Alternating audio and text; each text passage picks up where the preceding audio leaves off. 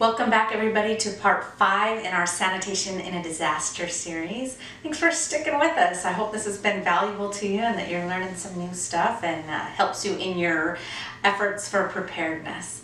So now in part 5 we're going to talk about how to dispose of the waste that you've created. Part 1 we talked about what's the likelihood we're going to lose water, wastewater, and what are the realities if we do for a long period or for a large-scale disaster. Part 2, we talked about some of those dangers that if our community solves these problems incorrectly, and I really think they're making some assumptions that are incorrect. What's that going to happen? What's that going to cause to happen to your family's health? Part 3, we started talking about solutions, how to protect ourselves from hydrogen sulfide and how to do things properly throughout your home. Part 4, we talked about how to set up a proper sanitary bathroom. And now part 5, we've got to dispose of the waste that we've created.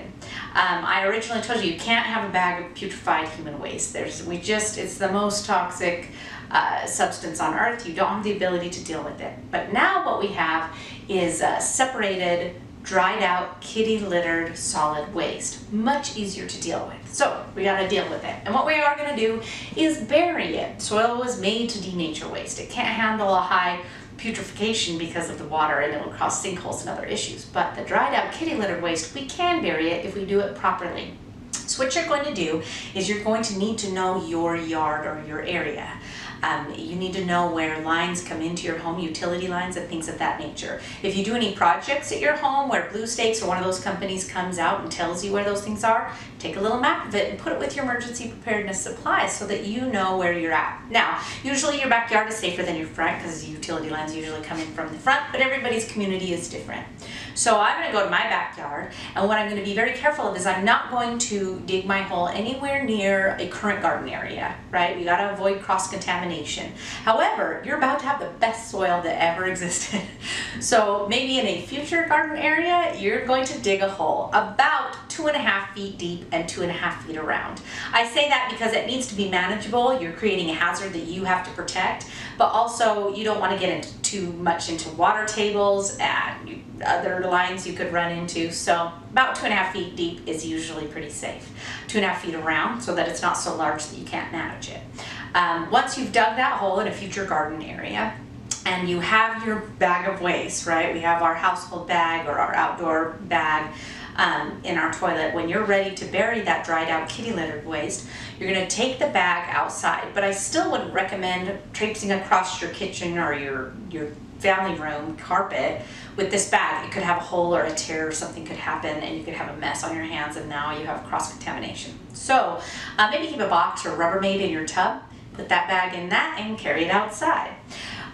What you're going to do when you get to your hole is you can't just drop that bag down inside of it. You want it to decompose beautifully. You don't want to bury a bag of waste. It just won't decompose as it should. So you're going to empty the contents of the bag into the hole. Down in the bottom of the hole. Then now you have a bag in your hands that has the remnants of human waste on it. So you can't walk that over to your trash can. Again, vermin, insects, disease, all the things we talked about. So you're actually going to drop the bag down on top of the waste as a barrier. I know I would normally never recommend that you bury plastic, but one, this is a disaster and we're trying to prevent disease and illness in our home. And two, they actually manufacture those bags with things like cornstarch and stuff so that they'll decompose a little bit quicker than you would think. But at this time, the soil is going to sterilize that bag for you.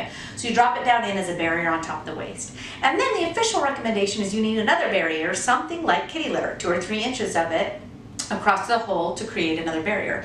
My issue with that is how much kitty litter do I have? How much can I put in the hole, right? It's helping me protect my home from odors and drying out everything. So I really don't want to fill that hole with kitty litter. If you have enough, great, use it. If you don't, you could consider things like peat moss, sawdust, sand, even the dirt that you dug out of the hole. You just need a barrier. And what you're going to do is just continue to layer that. And in between emptying your waste, you're going to cover it with a big piece of plywood, a big heavy piece of steel, anything large and flat. And then you're going to roll a tire across it or put cinder blocks on it. You've got to protect the hole. You created a hazard, so make sure that nobody can get access to it and that it has something really heavy covering it, blocking it. And then you're just going to continue to come out each day, once, twice, 3 times a day, and layer. Now, once you get to the top, about 4, 5, 6 inches from the top, you need need another product that's actually pretty easy to get to. Farmers, ranchers, a lot of gardeners already have it, but some of us suburbanites don't actually have it. It's called hydrated lime.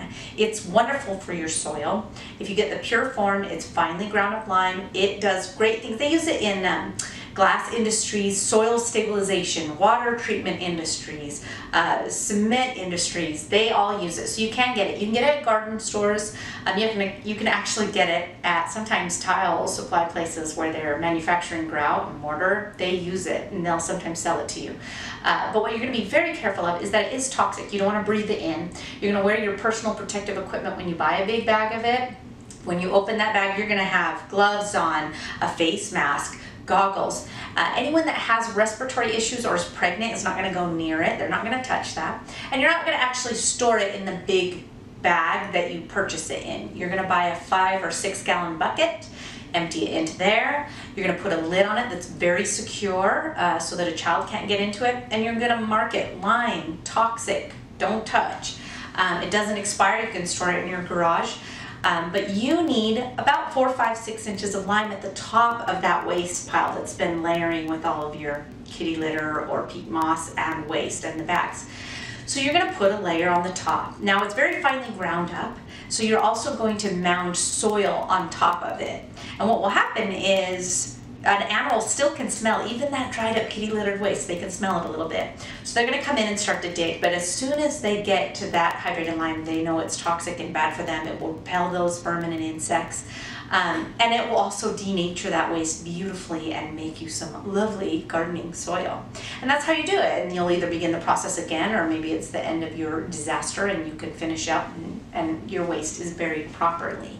A couple other things I want to address quickly that most people have questions about. Toilet paper. That will go in your solid waste bowl and be buried with the waste. It'll decompose very quickly. It's thin. It will do just fine in your solid waste hole outside. Also, diapers and feminine hygiene.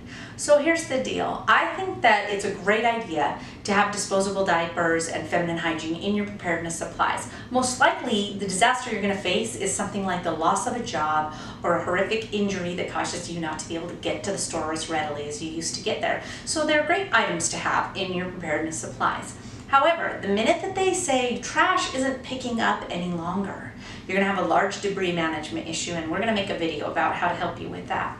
But you have got to stop filling your trash then with disposable diapers with human waste in it. You're going to create, again, that biohazard, vermin, insects, and all those issues. So my recommendation is that in that event that there's no trash picking up, you switch to non-disposable diapers. They're readily available out there. They make them in all shapes and sizes and all really, you can get really expensive ones and really cheap ones. I would recommend that you prepare in advance to make sure you have a right size, that it doesn't irritate your child, and that you've practiced beforehand.